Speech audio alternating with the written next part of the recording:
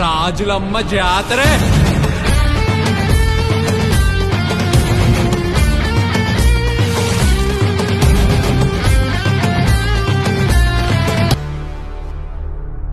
భారత్ మాతా key జై.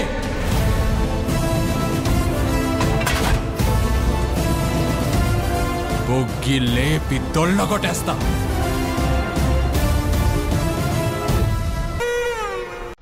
కథ నవ్వే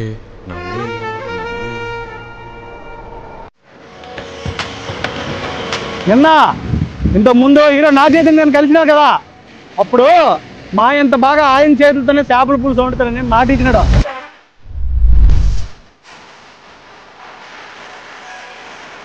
ఆ మాట ఎంతవరకు కరెక్ట్ అవుతాం చూడడానికి నేను వెళ్ళాం.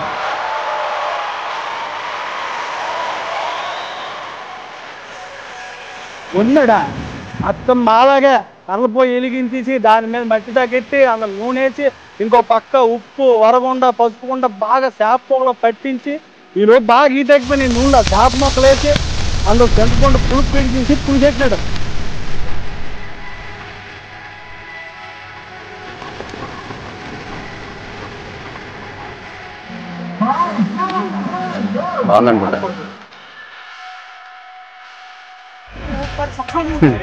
నచ్చిందా? కొంతసేపుడికి మూకుడు తీసి తల మరుగుతున్న పులుసులో కొత్తిమీర వేస్తుంటే అబ్బా ఆ వాసనకే నోరు ఊరిపోయిందంటే చాలా బాగుంది.